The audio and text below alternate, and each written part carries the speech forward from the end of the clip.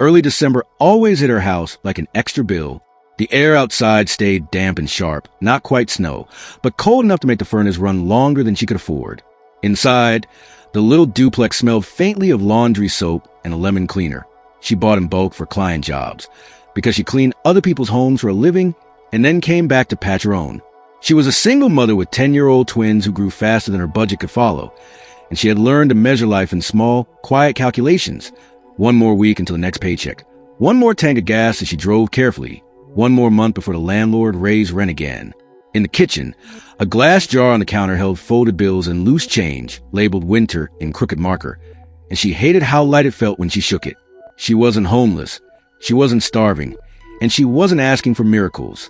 She just wanted the kind of stability where the kids didn't hear her whispering numbers at night, where she could say yes to a school field trip without checking her account first, where she could buy boots when the old ones split instead of taping them and praying. That week, the minivan's heater started blowing lukewarm air and making a soft ticking sound behind the dash, and it didn't take a mechanic to know what that meant. If she lost the van in winter, she lost work. And if she lost work, everything else followed behind it like dominoes. The storage auction idea arrived the way strange ideas usually do in a tired person's life. Not as a lightning bolt, but as something that wouldn't stop circling. She had watched a few videos while folding laundry, half amused by people lifting roll-up doors and cheering at boxes of treasure. But she never believed that world had anything to do with hers.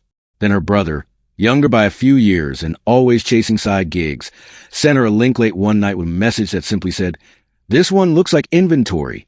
The listing photo showed a storage unit door cracked open just enough for a legal peek, and inside it wasn't furniture or trash bags. It was a wall of clear plastic totes with bright blue lids, stacked in a tight grid like a tiny warehouse, each tote labeled with neat printed strips. Coats, toys, housewares, and codes that looked like an actual system. Through the translucent plastic, she could see shoe boxes lined like bricks, box appliances with glossy corners, and board game art that still looked new. She stared at that photo longer than she wanted to admit, because it didn't look like a life tossed into storage. It looked like a business that had stopped mid-sentence. Her stomach tightened as she read the small print. Delinquent account. No itemized access. Contents as is. The starting bid was high enough to hurt, but not high enough to be impossible. And that was the dangerous part. In her head, she could already see the two versions of tomorrow. One where she stayed safe and nothing changed, and one where she gambled and either regretted it or finally breathed. She tried to talk herself out of it with every practical argument she had. And she was good at practical arguments. That money in her emergency envelope wasn't fun money. It was a buffer between her family and the kind of panic she remembered from the worst year of her marriage, when her husband had still been around but somehow never really present. The twins were asleep when she sat at the kitchen table with a notepad, writing down the heating bill, the van repair estimate, the grocery list that kept getting shorter, and the little school fundraiser she'd promised contribute to because her son had looked so proud bringing the flyer home. Her brother sat across from her with a mug of instant coffee, listening without interrupting, then pointed at the listing photo on her phone. "If you ever film your reselling stuff," he said in a low voice, trying to lighten the air, "this is the kind of unit people would hit like, subscribe, and comment about all day, because it's clean and it's real." She gave him a tired look that said she wasn't in the mood for jokes, but the remark landed anyway, because it framed the unit the way she needed to see it. Not as a fantasy, but as inventory that could be turned into small, steady profit. He wasn't promising riches. He was promising a plan: sort it, list it, sell it, use the money to fix the van, and buy breathing room.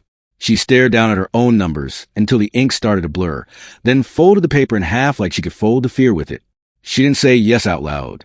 She just slid the envelope deeper into her purse and set her alarm earlier than usual. On auction morning, the sky was a flat winter gray, and the storage facility sat behind a chain-link fence that rattled softly in the wind. Blue metal doors ran in long rows like closed eyelids, each one hiding somebody's leftovers, somebody's mistakes, somebody's postponed future. A small crowd gathered near the office, bundled in work jackets and knit caps, the kind of regulars who look comfortable around risk because they made a habit of it. She signed a waiver, pinned a bitter number to her coat, and kept her hands in her pockets so no one would see them shake. The auctioneer walked them from door to door, rolling up units just high enough for the permitted glance. Most were exactly what she expected. Old mattresses, broken dressers, sagging boxes, the stale smell of dust and old fabric. Bids rose and fell with quick confidence from men who already knew what they could flip and what they couldn't. She stayed quiet and watched their eyes, how they scanned corners, how they listened for sounds when someone shifted a box. When they turned into a back row and stopped at the door from the listing photo, the noise changed. People leaned in, then leaned back again as if the neatness made them suspicious. The unit looked even more organized in person. Clear totes with blue lids stacked to shoulder height, labels straight, the floor clean enough to eat off. A few items were visible through the plastic. Sealed toy sets, folded winter coats with tags, small kitchen boxes that looked unopened, and something in a smaller bin near the back that caught the weak light like metal under tissue paper. It didn't scream jackpot. It whispered workable, and that whisper made her heartbeat pick up. The bidding started fast and stayed sharp. A reseller with a trailer jumped the price in confident steps, and a couple in matching parkas answered without looking at each other, as if they'd already agreed on their ceiling. She kept her eyes on the tote labels, trying to hold on to logic. The cost of new winter coats, the market for sealed games, the time it would take to photograph and list and ship. Each bid felt like a slice off her emergency envelope, and more than once she almost lowered her gaze and let the unit go. Then she pictured the twins in the back seat with a blanket on their laps because the heater couldn't keep up, and she pictured herself turning down another client because the van wouldn't start, and she felt something harden inside her chest. When the number climbed close to what she could bear, the trailer guy hesitated, finally studying the unit like it had changed shape. The couple shifted their weight, whispering too quietly to hear. She raised her paddle with a steadier hand than she felt and called her number once, clear enough that the auctioneer's head snapped toward her. The price jumped and stalled. The trailer guy shook his head and dropped out. The couple paused one beat too long and stepped back. The gavel came down with smack that echoed off the metal hallway, and for a moment the sound made the world feel unreal. She had won, and the unit was hers, and her stomach felt both hollow and full at the same time. The manager met her at the office counter with paperwork and a kind of tired expression that said he'd seen every version of Hope walk through his door. He explained the rules in a steady rhythm. 48 hours to clear it, no dumping. Keep the lane clean. Call if you find anything illegal. Sign here and initial the box that said you understood. She signed with a pen that felt slippery in her fingers and slid her payment across the counter like she was handing over a piece of herself. The manager pushed a small brass key and a new padlock toward her, then hesitated as if debating whether to add something extra. That unit, he said finally, keeping his voice low, was on a business account before it went delinquent. Cleanest locker we've had sit that long. He cleared his throat and tapped the paperwork once, more nervous than he looked. Also, just so, someone called last week asking if it was still active. Didn't leave a name. Just want to know if it had gone to auction yet. She forced her face to stay calm, nodded like it didn't matter, and tucked the key into the deepest pocket of her coat. Outside, the blue doors stretched into the cold distance, identical and silent, and her unit sat among them like it was waiting. She walked down the row and stopped in front of it, feeling the weight of her decision settle into her shoulders. She didn't open the door, not yet. She clipped her new lock onto the latch, tested it once, and listened to the solid click as it caught. Then she stood there a moment longer than she needed to, staring at the seam of the door and wondering why anyone would call to check on a locker that was supposed to be abandoned. Tomorrow, she told herself, she would come back with gloves and tape and a plan, roll that door all the way up, and finally learn whether those blue-lidded totes held a second chance or a lesson she couldn't afford. The next morning, the cold felt more serious, as if the night had decided to remind everyone it was still winter. Frost feathered the edge of the windshield, and the van's heater wheezed into lukewarm life with that same soft ticking behind the dash. She packed the way she always packed for work, because routine calmed her nerves better than optimism ever could. 2 pairs of work gloves, a roll of painter's tape, a thick marker, a folding step stool, trash bags, and a thermos of coffee that smelled stronger than she felt. Before she left, she stood in the twins' doorway for a moment and watched them sleep, both sprawled in the careless comfort children still own. It wasn't dramatic, but it was everything. $900 had already left her hands, and whatever waited behind that blue door would decide whether she was a smart mother or a reckless one. She shut the front door quietly, started the van, and drove toward the facility with a tight throat and a steady grip, repeating the same promise under her breath. Open a unit, sort it clean, sell it right, and do not let fear make decisions for her. The storage yard was quieter without the auction crowd, and the rows of blue doors looked more like an ordinary place than a turning point. The manager nodded to the office window while she signed the access sheet, his pen scratching in a tired rhythm that made everything feel official. She walked down the lane until she reached her unit and stopped in front of it, letting the silence settle. The new padlock was bright against the dull metal, and her key felt too small to carry so much responsibility. When it turned, the shackle popped with a clean click that made her flinch anyway, because her nerves were already stretched thin. The door rattled up in its tracks, and the interior blinked back at her in gray light and cold air. The grid of clear totes with blue lids was even tighter than she remembered, stacked like a private warehouse, labels lined up so neatly they looked printed by a machine. From the doorway, it was impressive and also strangely disappointing, because nothing about it screamed quick profit. It looked like work. She stepped just inside, breathed in the faint scent of plastic and dust, and told herself that work was what she understood. She began where a careful person begins, with the lowest totes closest to the door. The first lid came off with a soft pop, and a label reading linens, mix, revealed folded towels, sheets, and throw blankets, all clean but ordinary. She sorted them into piles marked by strips of painter's tape on the floor. Sell, donate, trash, and research. The second tote held summer clothes in random sizes, the kind of pieces that would sell slowly and only if she photographed them well. The third was kitchen basics, used but not broken, with a blender that still looked decent and a stack of mismatched bowls that could become a cheap bundle listing. Doubt crept in a way cold creeps under a door, not all at once, but enough to be felt. She sat back on her heels, gloves pressed together, and pictured the emergency envelope that was now empty. She pictured herself explaining this to her brother later. Try and make a lot of plastic tubs sound like a reasonable purchase. Then she forced herself up again, because quitting early was how people turned risk into regret. Halfway down the second column, one label made her hands pause. Coats, winter, new. She lifted the lid and felt her chest loosen in a way that surprised her. Inside were children's puffer jackets folded in tidy stacks, each one still wearing a store tag and a thin paper strip around the sleeve. Sizes ran like someone had planned them, not like someone had cleaned out a closet in a panic. Under the coats were knit hats and gloves sealed in plastic, color matched like a display table.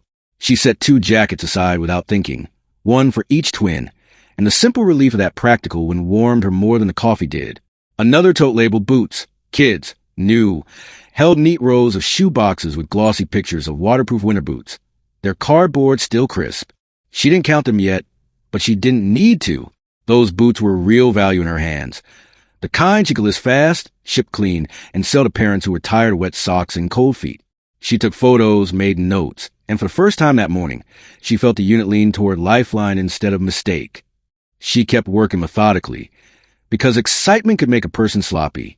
Toys, sealed, held board games still wrapped in plastic, puzzles with foil accents, and a few discontinued titles she recognized from late-night scrolling on reseller forums.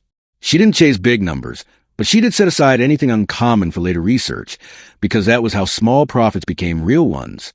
Housewares, new, revealed box kettles, compact appliances, and sets of mixing bowls in sealed packaging, the kind of inventory that moved well around the holidays.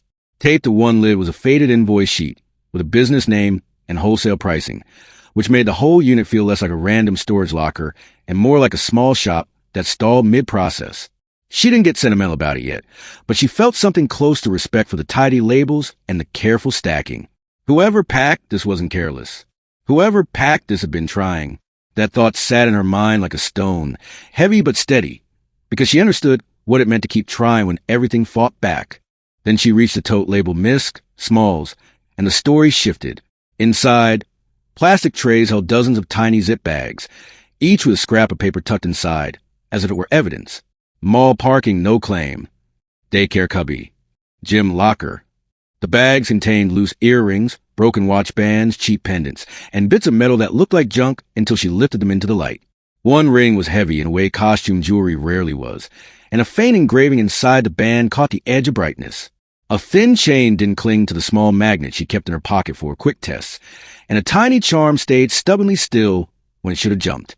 Not everything was valuable, but enough pieces were suspicious in the right way, and she felt that strange mix of awe and caution that comes when a person realizes the miscellaneous box might be hiding a quiet fortune. She didn't shout or celebrate, because the unit was silent and cold and real. Instead, she separated the tray into 2 piles with careful hands, obvious costume, and test again later. The second pile grew faster than she expected, and with every added piece, her empathy grew sharper too. This looked like a lost and found collection from a job that dealt with people all day, with someone writing locations down in case owners came back. It meant nobody here was trying to be a thief. It meant someone ran out of time. Right around that moment, she caught herself thinking about how her brother always talked about stories that people couldn't stop watching. He used a joke that if she ever posted her flipping journey, strangers would hit like, subscribe, and leave comments about how they would have sorted the piles differently. Standing there with cold air on her knuckles and real tags in her hands, she understood the appeal in a new way. People didn't just like treasure. They liked the feeling of an ordinary life turning slightly toward hope, one careful decision at a time. She wasn't filming, and she wasn't chasing applause, but the thought helped her breathe. It reminded her she wasn't the only person trying to stretch a dollar, fix a van, and still keep a family warm. She tightened her gloves, took another sip of coffee, and went back to work with steadier rhythm, because steady was what saved people like her. At the very back, tucked behind holiday bins, she found the first lid that didn't match the rest. The tote was still clear plastic with a blue lid, but the label wasn't a neat printed strip. It was old masking tape with hurried handwriting. Personal, sort later. The tote was heavier than it should have been, and it fought her when she tugged it free as if it had been shoved in last, almost as an afterthought. When the lid finally came loose, the smell rising out wasn't fabric softener or plastic. It was old paper and that faint metallic scent that reminded her of coins and bank envelopes. On top lay a worn leather planner, pages filled with cramped notes about orders, shipping, and bills.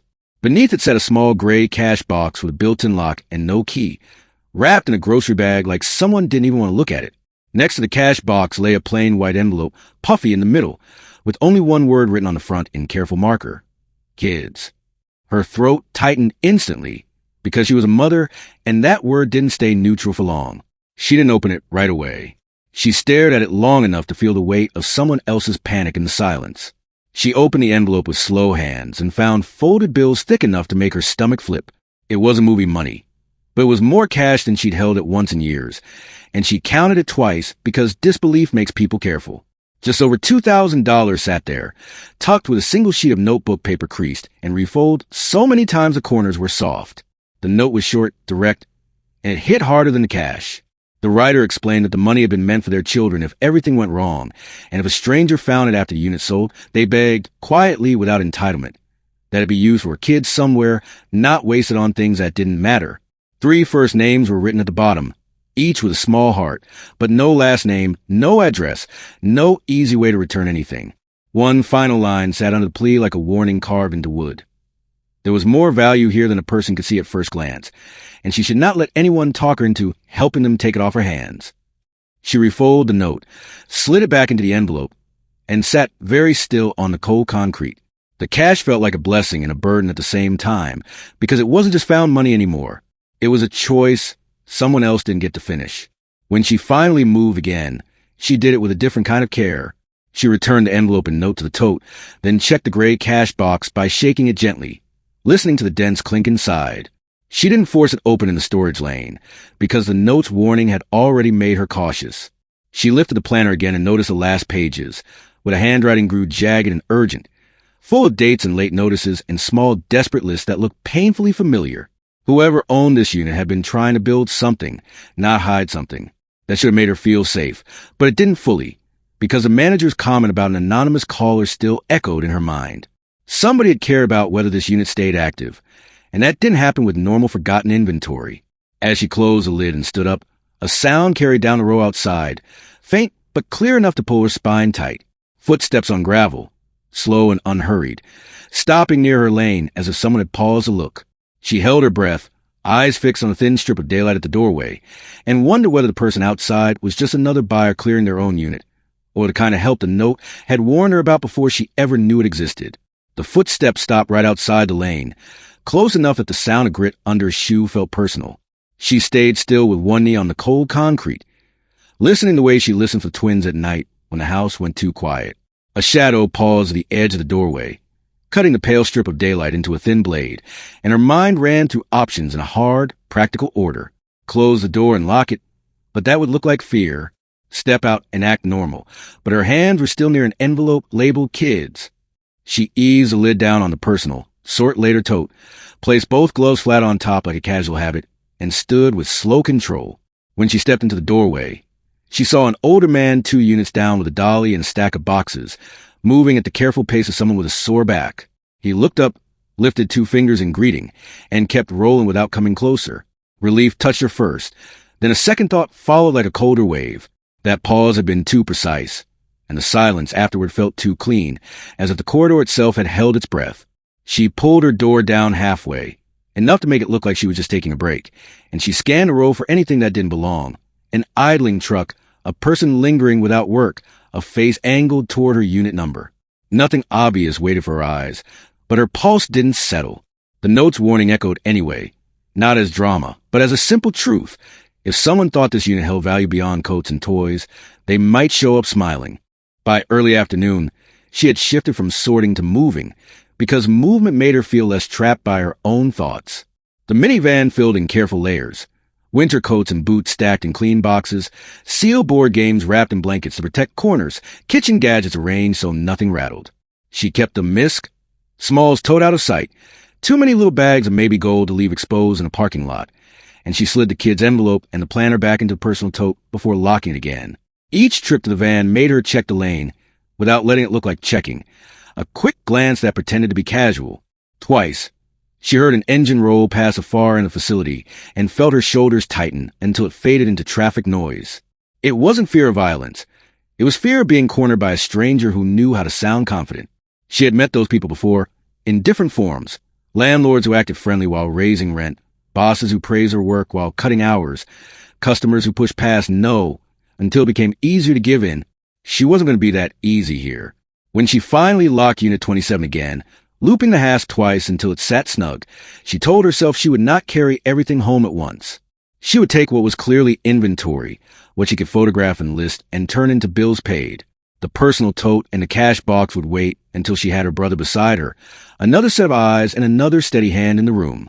Home smelled like tomato sauce and laundry detergent. The familiar proof that ordinary life still existed.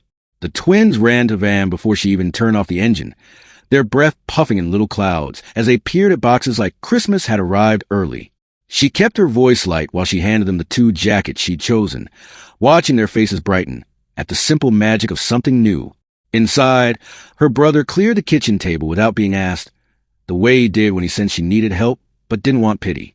She told him the facts first. New coats, boots, sealed toys, decent appliances. Because facts were safe. Then she set the personal sort later, tote on the floor, opened it, and showed him the envelope and the note, letting him read it in silence. His expression shifted from curiosity to something more careful, not alarm, but respect for a line that had been crossed. Together they worked the gray cash box open at the table with small tools and patience instead of force, because they were the kind of people who couldn't afford to break things and call it confidence. Inside were coin rolls stacked like a savings habit that had been built 1 week at a time, plus a small tin marked in neat handwriting that looked like it belonged to a grandmother. When the tin opened, the room went quiet in a new way. 5 gold coins sat in cotton, bright even under the weak kitchen light. Dates from the early 1900s, stamped around a calm, familiar profile. It wasn't riches, not the kind that turned life into fantasy, but it was real and it was heavy, and it was the first time in years she had seen a number in her mind that didn't immediately get swallowed by bills. They didn't celebrate like people in glossy videos. They sat and made a list on the back of a school flyer, because lists were how she held the world together. Fixed the van's heater and brakes before the cold got worse.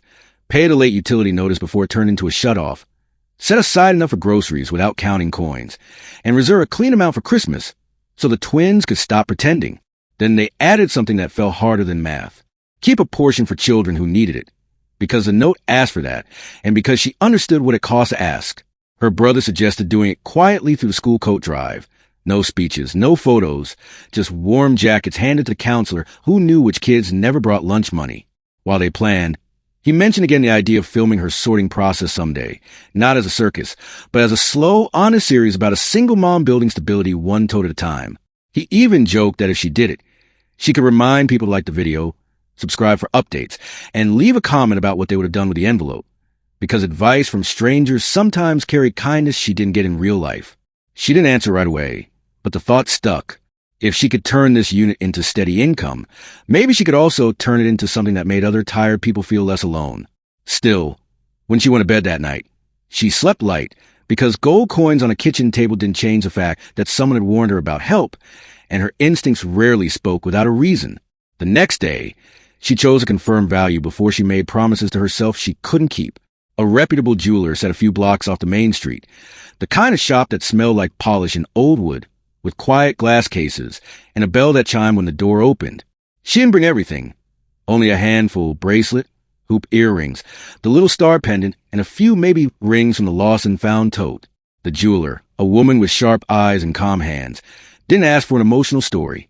She laid a soft tray down and did her work with practiced patience, checking stamps, testing metal, weighing pieces like truth had a physical measure. The verdict came in a steady tone that made the words land harder. The gold was real, good quality, and the better pieces could bring $3,000 to $4,000 if she didn't rush. The number made her stomach flip because it didn't feel like money. It felt like time, months of breathing room, fewer late-night shifts, a chance to build a little resale side hustle into something that wasn't just survival. The jeweler offered an appraisal in writing, no pressure, and added one simple warning that sounded like a lifetime of experience. If anyone offered quick cash far below the value, smile and walk away. Good pieces wait, and desperate sellers get hurt. Outside the shop, winter air slapped her cheeks awake, and she held her bag closer as if it could hide her thoughts. At the corner, she noticed a dark pickup idling where it didn't need to idle, angled toward the storefront windows like the driver had been watching for someone to come out. It could have been nothing. Her town was full of trucks and men with caps. Still, the timing tightened her chest. She didn't stare, because staring invited attention, and she didn't rush, because rushing looked like guilt. She walked her van at a normal pace, buckled in, and pulled away with a calm turn of the wheel. In the mirror, the pickup moved a moment later, settling a few car lengths behind her like a shadow that didn't want to be a shadow. She didn't panic. She drove the way she drove when she suspected a tail, but couldn't afford to be wrong. Past the grocery store, past the school, one extra loop around the block with no reason except testing. When she turned toward the storage facility, the pickup kept going straight, as if it had never been following at all. Relief came, then annoyance at herself with relief, because she hated how quickly her mind learned to expect trouble. She parked, breathed out slowly, and told herself she would finish clearing the unit today, because deadlines didn't care about nerves. Back at the facility, the cold metal door rolled up, and the neat rows of blue lids looked almost comforting now, a strange little kingdom of order in her chaotic month. She worked faster but not sloppier, stacking bins, taping labels, making the piles more professional with each pass. Deeper in the back row, she found the tote her brother had helped her set aside in her mind, one with a half-rubbed label that read, "Only Keeps." Inside were softer things: children's drawings, a folded baby blanket, school photos in cheap frames, birthday cards that had been saved because they mattered. Beneath those sat a fireproof document box wrapped in an old towel, not bolted down, just carried safe, with a keyhole and a handle. It shifted with a dense clink when she lifted it, and that sound made her skin prickle, because it didn't sound like paper. She didn't force it open there, not in a lane where anyone could wander past and ask friendly questions. Instead, she placed it in a cardboard box marked "Home," private, and slid it into the van's footwell out of sight. When she returned to the unit to finish the last stack, she noticed something small that made her breath catch. One of the neat printed labels on a tote at shoulder height had been peeled back at one corner, then pressed down again crooked. It was the kind of mistake she did not make. It was also the kind of mistake someone else might make if they were lifting lids and trying to put everything back exactly as found. She froze with her glove still on the lid and listened. The facility was quiet, but quiet didn't mean empty. A door rattled somewhere 3 rows away, and a man coughed like he'd been working in dust. She lowered her hand and stepped back as if she'd simply decided to take a break, eyes scanning for any other sign. Moved boxes, shifted stacks, a footprint in the thin dust near the back wall. She saw nothing dramatic, only that one crooked label and a faint drag mark on the concrete that didn't match the line she'd been making with her own boxes. Her throat tightened, not with terror, but with the sudden understanding that the note's warning wasn't just a moral lesson. Someone might be checking whether she had found a personal tote, the cash, the jewelry bags, the document box. That meant the unit wasn't only valuable. It was interesting to people who didn't want it to become her business. She locked up early, forcing her hands to stop shaking before she slid the key away, and drove home with the fireproof box hidden under a blanket, like it was fragile glass. When she pulled into her driveway, an envelope waited on her doormat, hand addressed in block letters she didn't recognize. No stamp, no return address, only her first name and one line that made the air feel thinner in her lungs. "We need to talk about what you found in that unit." The envelope sat on the kitchen table like a small, plain weight that changed the air around it. After the twins fell asleep, she read it twice under the stove light, then a third time beside the window where the street lamp made the paper look even paler. The sentence was short and blunt, the kind that could be a threat or a plea depending on who wrote it. "We need to talk about what you found in that unit." There was no signature on the outside, but inside the folded sheet carried a name and a reason, written with steady, careful handwriting. The writer said she was a sister, said the unit had belonged to her brother, and said she had tried to stop the auction but arrived too late. She didn't ask for cash, didn't mention gold, didn't push for anything that could be flipped quickly. She asked for photos, kids' drawings, family pieces, anything that shouldn't end up in a landfill. The logic of it softened the fear in her chest, but it didn't erase it. People who wanted something valuable often started with a gentle approach, and she had learned over hard years that nice didn't always mean safe. She slid the page across to her brother, watched his eyes move line by line, and saw his jaw tighten at the parts that sounded honest. "Could be real," he said, voice low, "but you don't do this alone." She nodded, because being a single mom taught her one lesson early. When a door opens to risk, you bring someone you trust to stand beside you. The next morning, after school drop-off and a quick stop for gas, she paid with coins and stubborn pride. She drove to the storage office instead of calling the number on the note. The manager looked tired in the same way he looked on auction day, like winter always cost him sleep. She placed the paper on the counter and asked calmly whether anyone named on it had come by. He didn't pretend confusion, and that mattered. He admitted a woman had shown up with red eyes and a folder of paperwork, asking him to contact the buyer because she feared the children's things were gone. Policy said he shouldn't, but he'd slipped the envelope through the slot because it felt wrong to throw a family's photos into silence. He also admitted something else, and the admission landed heavier than the first. A regular reseller had asked about the unit after the auction, not threatening, not pushy, just curious in the way people get when they sense a story. The manager had told him nothing beyond the basics, but the man lingered long enough to make her think of that pickup again. She kept her face neutral, thanked the manager, and walked back out into the cold with her mind racing in neat, practical circles. If the sister was real, meeting her could settle the moral knot in her stomach and remove the fear of someone watching. If the sister wasn't real, the story was worse, because it meant someone knew she had found private things and wanted access. Either way, the only safe move was to control the meeting on her terms, in a public place in daylight, with her brother close enough to step in. 2 days later, she chose a coffee shop near the library, the kind with big windows and steady foot traffic, where no one could corner her without being seen. She brought a shoebox of carefully repacked keepsakes, and nothing that could tempt a liar into a bigger lie. The envelope of the kids' cash stayed locked at home, the jewelry stayed hidden, and the fireproof document box remained tucked under blankets in the closet, like something fragile. Her brother sat 2 tables away with a newspaper he didn't read, watching reflections in the window more than the menu board. When the bell over the door chimed and a woman in her late 40s stepped inside, clutching a folder with both hands, she felt recognition before certainty. The woman's eyes scanned the room the way anxious people do, not like hunters, and when she spotted the shoebox on the chair beside her, her shoulders sank a fraction as if she'd been carrying that weight for weeks. The introduction was short, both of them too careful for long speeches. "I'm the sister," the woman said, and she offered her first name like it was all she could safely give. The single line of dialogue sounded ordinary, but it made the moment real. Across the table, the sister's hands shook when she lifted the baby blanket from the box and pressed it to her chest for one quiet second, then set it down with care, as if she didn't trust herself to hold it longer. That small, private gesture did more than any story could. It told her she wasn't dealing with a scammer who wanted to talk about value. She was dealing with someone who wanted proof that a family's life hadn't been erased by a missed payment over warm paper cups. The sister explained the shape of her brother's last year without turning it into a tragedy performance.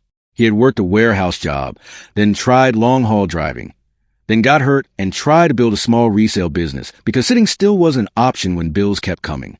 The clear totes with blue lids had been his attempt to control, his way of turning chaos into inventory and inventory into survival. He'd stored winter coats and boots because he believed cold weather sold. He'd collected sealed toys and games because parents always look for bargains. And he kept a tidy lost and found bin from a seasonal job because he couldn't stand throwing things away when someone might return. Then life tightened around him in the usual quiet way. Rent went up, a vehicle broke down, a debt slipped from manageable to crushing. He fell behind on storage payments, promised his sister he would fix it, and then stopped answering like people do when shame feels heavier than love. The sister didn't offend him or punish him. She just kept talking in the plain language of someone who had been the responsible one too many times. She said there were 2 kids now living with their mother in another town, and that the unit held their drawings, their school photos, their childhood in cheap frames. When she slid the last photo album into the sister's hands and watched her thumb pause on a page of crooked smiles, she felt something in her chest loosen. Some of this story wasn't about profit at all. It was about not letting the past get thrown away just because the present got hard. When the sister finished, she mentioned a line that had been haunting her since she found the kid's envelope. "He told me he had a note for whoever bought it," the sister said, voice quiet but steady. "He said if he failed, maybe the next person could still do something right." Her breath caught, because that matched the words she'd read on cold concrete. The plea to use the money for children. The warning not to let anyone talk her into helping them take value off her hands. She didn't reveal the cash amount or the gold. Not yet. But she admitted she found a note and that she understood what it meant. The sister's eyes sharpened, not with greed, but with protective clarity. She explained there had been a man who came around near the end, a reseller with a confident smile who promised to buy out everything fast, who spoke in friendly numbers that sounded like rescue until you added them up. Her brother, desperate and tired, had listened too long. He didn't sign anything in the end, but the man had learned what was in the unit and how it was organized. He called it community, the sister said, voice a little bitter now. He called it helping people not drown. But he asked the code of the lock and kept asking when my brother would finally give up. The warning landed like a clean explanation for crooked labels she'd seen. The feeling of being watched outside the jeweler. The strange sense that someone cared too much about a blue door. She didn't need a cartel story to feel scared. A petty predator with patience and local knowledge could be dangerous in a quieter way, because he could pressure her without breaking laws, and he could make her doubt her own rights. When they stood to leave, she saw the dark pickup roll past the window again, slow enough to notice but not slow enough to be obvious. Her stomach tightened until the sister lifted a hand and waved like she knew the driver. The pickup's driver nodded once and kept moving, the gesture casual and almost friendly. "That's Pete," the sister said, as if explaining the weather. "He buys units all the time. He's not violent, just nosy, and he thinks everything has a fair price if you're tired enough." The sister apologized for asking him to keep an eye out after the auction, saying she didn't want a single mom handling a warehouse of goods alone. The apology was meant kindly, but it left her cold anyway. Someone had watched her, and even if it started from concern, the watching could spread. She thanked the sister for coming, promised she would keep the photos and kids' things safe until they could be picked up, and walked out into the winter air with her brother beside her and the shoebox noticeably lighter. Relief should have followed, but it didn't fully arrive. Instead, she felt a new kind of pressure because the story had shifted. The mystery note wasn't from a stranger threatening her. It was from someone trying to protect his kids and warn the next owner about a man who liked to profit from desperation. That night, after the twins were asleep and the house settled into its thin, familiar creaks, she finally brought the fireproof document box to the kitchen table. She didn't force it with a hammer or a big show of courage. She worked the latch with patience and a small screwdriver the way her brother preferred.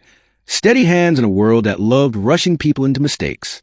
Inside were papers that explained more than she wanted and less than she needed. A folder held overdue storage notices and a final warning letter, the kind that came right before an auction, with name and an old address that matched the sister's story. Another folder held printed inventory sheets with neat categories: coats, boots, toys, games, plus handwritten notes about pricing and holiday bundles, proof that the unit had been planned like a business, not a hiding place. At the bottom lay something that made her throat tighten again, a small key taped to an index card with 3 words written in block letters: Safety Deposit, Main Street. No bank name, no box number, just enough to create a new question. Tucked behind it was a thin envelope addressed to the sister, never mailed, with a short apology inside and a single request: "Tell the kids I tried." The house felt too quiet when she finished reading it. The unit wasn't only inventory. It was a man's last attempt to leave instructions behind when he couldn't keep up with life. That key might lead to nothing, or it might lead to the last pieces he couldn't bear to store in plastic tubs. And she knew with a hard, sinking certainty that if Pete learned about it, he would show up with a smile and a fair offer that benefited him. She didn't sleep much, but she made decisions anyway, because tired mothers still have to steer. In the morning, she called the sister first and told her about the photos, the kid's blanket, and the unmailed letter, offering to hand it over privately. She did not mention the key yet, not because she wanted to keep secrets, but because she needed one more day to think clearly. Then she and her brother made a simple plan with no drama. Move the most valuable sellable inventory out of the house and into a friend's locked garage for a few days. Take the jewelry appraisal to a second reputable shop for confirmation, and schedule a bank visit at a time when the twins were at school and she wasn't alone. If she ever shared this story online, she decided it would be the slow, honest version. Inventory list, small wins, the hard choices, so people who like what they saw could follow. Leave a comment with advice, and subscribe for updates the way her brother always said small businesses grow. But first she had to finish the real work. Protect her family, honor the sister's grief, and avoid the kind of help that turned tired people into easy targets. By late afternoon, as she packed coats into boxes and taped them shut with calm, practiced hands, her phone buzzed with an unknown number. The voicemail that followed was short, polite, and somehow worse than rude. A man said he heard she had a lot of sealed merchandise and that he could take the whole thing off her hands today. Cash offer, no hassle. He left the meeting place and ended with a line that made her blood run colder than the weather ever could. And don't worry, I already know you found the little key. The voicemail sat in her phone like a splinter she couldn't pull out, not because the words were loud, but because they were calm. It arrived in the space between ordinary chores, the exact place where fear likes to hide. The morning still required lunches, missing gloves, a last-minute permission slip, and a familiar rush to get 2 kids out the door without tears. Yet once the school drop-off was done, and the minivan rolled back into the quiet street, the message started to feel heavier, like it had been waiting for the house to empty. The man didn't swear, didn't shout, and didn't threaten directly. He spoke as if he was doing her a favor, as if he had decided that what she found belonged to him by default. That tone made her stomach tighten more than any insult would have. She replayed it once, then stopped, because she didn't want his voice becoming a soundtrack. She wrote the number down on a scrap of paper, slipped it into her wallet, and forced her hands to keep moving. Fear was real, but panic was a luxury she couldn't afford. What mattered now was not how scary it sounded, but what it meant. Someone had noticed her, and he believed she was alone. She refused to give him what he wanted first, which was a reaction. Instead of calling back, she drove straight to the storage office with a plan that looked boring on purpose. She asked the manager for copies of her paperwork, the written rules about buyers' rights, and the timeline of access, because she wanted everything in ink. The manager's eyes flicked toward the row where her unit sat, then back to her face, and she could tell he'd been expecting this question sooner or later. He admitted carefully that a reseller who used a dark pickup had stopped by more than once asking whether the new buyer had cleared out yet. The manager didn't say the man's name at first, then finally did, as if saying it out loud made it more serious. He also confirmed something else that sharpened her focus. The reseller had tried to offer help to other new buyers in the past, and those offers usually came at a heavy discount that favored him. That wasn't a criminal conspiracy. It was something older and uglier, the kind of small-town predation that feeds on tired people who don't have time to argue. She thanked the manager and asked one more thing, almost casually, as if she didn't care. If someone brings me an envelope claiming family, would you tell me if they came through you? The manager hesitated, then nodded. That nod didn't make her safe, but it gave her a shape to work with. She wasn't fighting a shadow anymore. She was dealing with a person who had a routine. That afternoon, the house turned into a quiet command center, the kind built from cheap tape and careful thinking. She didn't keep the best finds on the kitchen table anymore, because that had started to feel like tempting fate. Everything with real value moved into categories: inventory to sell, personal keepsakes to protect, and sensitive items to verify. The clear tubs with blue lids were stacked neatly in the garage, labels facing out, and every stack got photographed with timestamps, because documentation creates leverage. The sealed toys and new coats went to a friend's locked shed for a few days, not because she expected a break-in, but because she refused to risk it. The envelope marked kids stayed sealed inside a cookie tin on the top closet shelf, behind a box of old photos she rarely touched. Even her brother noticed a change in her posture, the way she moved with less hesitation. He asked what the voicemail said, and she told him the truth in a clean, clipped summary, not a dramatic retelling. He didn't try to talk her into courage with big words. He simply offered to be present, to drive with her, to sit nearby when she made calls. That was the kind of support she needed, practical, steady, and close. When the twins came home and started asking about the pile of winter boots and the small Christmas box, she gave them a version that fit their world. "Mom found some things we can sell," she said, "and we're going to do it the right way," because the right way mattered now. She booked a short consultation with a local attorney who handled small business questions and estate problems. It wasn't cheap, but it was cheaper than making one mistake that could haunt her later. The attorney didn't offer romance or certainty. He offered process. He explained that the unit contents were legally hers under the auction contract, but cash and valuable personal items could bring complications if someone later claimed theft or fraud. He advised her to keep records, to avoid spending any cash that came with a note until she had done due diligence, and to be cautious about anyone who pressured her into quick sales. He also suggested a simple protective step. If anyone contacted her claiming to be family, meet in public, verify identity, and have a witness. On the way home, she realized something that steadied her more than the legal advice itself. She wasn't powerless. She was simply outnumbered by questions, and questions could be handled one at a time. That night, after the kids fell asleep, she and her brother created a spreadsheet and started listing what they already knew. The unopened board games, the winter inventory, the small appliances, the packaging supplies, and the lost and found jewelry baggies.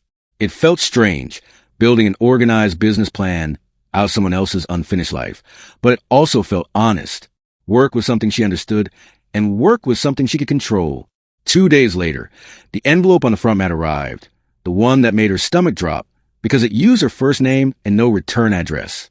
She didn't open it on the porch. She carried it inside, set it on the counter, and washed her hands because she needed a pause between fear and action. The letter itself was quiet, not threatening, and the handwriting looked careful rather than aggressive. The writer said she was a sister, said she couldn't stop the auction, and asked for family pieces, not money. That difference mattered, but it didn't erase risk. She followed the plan she had already built. First, she called the storage office and read the name and number out loud. The manager confirmed that a woman had come in, upset, and asked him to reach the buyer. He admitted he'd slipped the note under the door because he couldn't watch another family's photos end up in the dump. That confirmation didn't prove the sister was good, but it proved she was real. The next call went to the attorney, who repeated the same rule in simpler words. Meet her in public, and don't bring everything. So she chose a small shoebox of items that were clearly personal, clearly sentimental, and clearly not for resale. School photos, a baby blanket, a birthday card that said, "To Dad," in shaky handwriting. She left the cash and jewelry at home, locked away, because trust is earned in steps. The meeting took place at a coffee shop near the library, a space with windows and people and a steady stream of small, ordinary noises. The sister arrived with tired eyes and a folder of documents that made her look less like a stranger and more like someone who had been carrying grief for too long. She didn't ask for money at all. She asked for proof that her brother's kids' drawings weren't gone forever. Over warm coffee, the story came out in pieces that sounded painfully familiar. A small business attempt, a spiral into late bills, a unit meant to be temporary, and then life collapsing faster than plans could adjust. The sister described a tin marked Nana's, a letter her brother had said he wrote, and a safety deposit key always kept separated just in case. When she slid the shoebox across the table, the sister's hands shook the way hands do when relief and sadness arrive together. She opened the lid, touched the baby blanket like it was fragile, and whispered a simple thank you that didn't require answering. They spoke about the kids' envelope too, but carefully. She didn't promise what she couldn't prove she could deliver. She only promised to honor the intention. In the middle of that conversation, she noticed the same dark pickup roll past the window slowly, then keep going. Her pulse jumped before her brain could correct it, but the sister's reaction was casual, almost amused. "That's Pete," she said. "He buys units. He offered to help me track you down." Hearing that made the scene clearer. The pickup wasn't a cartel or a stalker in the dramatic sense. It was a reseller with a habit of inserting himself into other people's stress. If you've ever watched someone try to do the right thing while life keeps pushing from every side, this is the part of the story that usually decides whether it turns bitter or hopeful. Stories like these travel because people recognize that feeling. And if you want to stay with this one, it helps to subscribe, and leave a comment about where you're listening from, because those small signals are how real stories keep finding real people. The next morning they went to bank together, and the visit felt like fluorescent light, forms, and quiet verification, not a treasure reveal. The key did not unlock anything by itself, and the bank did not treat it like a magic object. What mattered was the sister's proof and the bank's records, and that process took time. When the box finally opened under supervision, the contents weren't glamorous, but they were emotionally sharp. There were family documents sealed in plastic, a few old photos, and 2 letters addressed to children, written in the kind of steady handwriting that suggests a man trying to be brave for someone else. There was also a modest cashier's check and a folded inventory note that explained in plain language what he tried to do, Set aside something for winter. Keep the keepsakes safe. And hide the valuable small items in label bins because he didn't trust himself to keep track under stress. The note also carried one warning line that landed like a quiet echo of the envelope she'd found. Don't let anyone pressure you into a fast deal. That wasn't a conspiracy. That was hard-earned regret. In the car afterward, she didn't cry because she had errands and a school pickup and a life that didn't stop. But the tightness in her chest loosened a little. The unit wasn't just random inventory anymore. It was a frozen attempt at responsibility, and she could finish what he didn't get to finish without pretending he was a hero. With the family pieces returned and the bank box handled, the money and gold stopped feeling like contraband and started feeling like tools with rules. She and her brother built those rules into their week the way other families build bedtime routines. The first priority was safety and stability. Fix the van's brakes and heater, pay the overdue utilities, and put a small cushion back into the savings account that had been drained by the unit purchase. The second priority was the business, because selling one coat at a time wouldn't change anything unless it became a system. They created clean listings, took photos in daylight against a white sheet, wrote honest descriptions, and used shipping methods that left a paper trail. They refused to meet buyers in parking lots at night, even when quick cash sounded tempting, because quick was how desperate people got trapped. The third priority honored the note's request. A portion of the kids' cash went into a small account the sister set up for her brother's children, documented with a simple written agreement that both women signed. It wasn't a grand trust fund. It was a real, concrete promise. The act of doing that changed something in the house. It turned this whole strange chain of events into something clean. The twins didn't need to know every detail. They only needed to see their mother make careful choices, keep her word, and refuse the shortcut that would have made her feel sick later. The reseller approached them openly at the storage facility a few days after that, leaning against his pickup with an easy smile that tried to make pressure look like friendliness.